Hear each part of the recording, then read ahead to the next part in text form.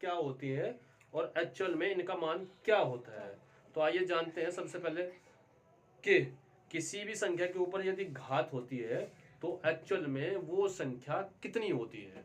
अब मान लीजिए हमारे पास 2 है, ये हमारे पास 2 है, अभी हमारी संख्या केवल 2 है, ये अभी हमारी संख्या कितनी है, केवल 2 है। यदि मैंने इसके ऊपर 2 घात लगा दी, 2 घात चढ़ा दी, तो एक्चुअल में ये संख्या अब कितनी है। तो इसको समझेंगे कि 2 गुना 2 ये एक्चुअल में हमारी संख्या कितनी होगी, 2 गुना 2, यानी कि 2 को हम 2 बार रिपीट करेंगे मल्टीप्लाई में। 2 को हम कितनी बार रिपीट करेंगे, 2 बार रिपीट करेंगे। और 2 दूना 4, 2 2 जा 4, समझ रहे हैं। तो एक्चुअल में चूंकि मैंने देखा है, जैसे कि मैं बता रहा हूं कि हमारे पास में 2 थी पहले संख्या, तो ये 2 था, इसके ऊपर कोई पावर नहीं थी, कोई घात नहीं थी, तो वो एक्चुअल में 2 संख्या थी। यदि इसके ऊपर हमने घात 2 रखी है तो एक्चुअल में ये संख्या 2 मल्टीप्लाई 2 यानी 2 दूनी 4, 2 2 जा ये 4 होगी।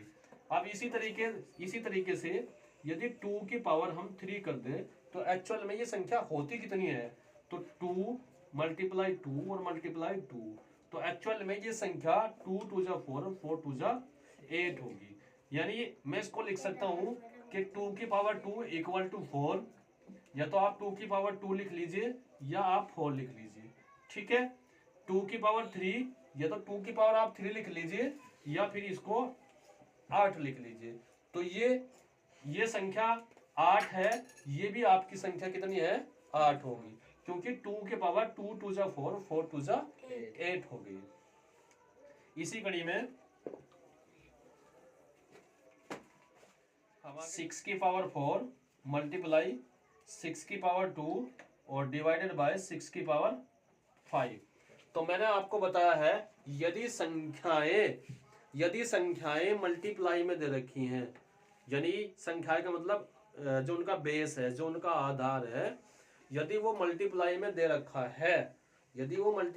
रखा है, तो संख्याओं को हम क्या कर देंगे, ऐड कर देंगे। संख्याओं को पावर को क्या कर देंगे, ऐड कर देंगे। और यदि आधार समान है और वो डिवाइड में दी गई है पावर, उनकी पावर डिवाइड में दी गई है, तो क्या कर देंगे, उनकी पावर को माइनस कर देंगे। एक बार फिर से समझ लेंगे। यदि आधार समान है और संख्याएं मल्टीप्लाई में दे रखी हैं, तो पावर क्या हो जाएगी, उनकी पावर यानी उनकी घात क्या हो जाएगी, जुड़ जाएंगी, ऐड हो जाएंगी, ठीक है। दूसरी बात मैंने बताई है, यदि आधार सेम है और वो संख्याएं डिवाइड में दे रखी हैं, तो जो उनकी घात है, जो उनकी पावर है, वो क्या हो जाएगी, माइनस हो जाएगी। अब देखिए यार, चूंकि ये आधार यहाँ और यहाँ तीनों जगह इक्वल दे रखा, आधार सभी जगह समान है, तो मैंने बोला ये दोनों किस में है, मल्टीप्लाई में है। मल्टीप्लाई में, तो 6 की पावर 4 और प्लस 2 ये ऐड हो जाएंगी। उसके बाद में आपका यहाँ दिया गया है डिवाइड करके 6 की पावर 5।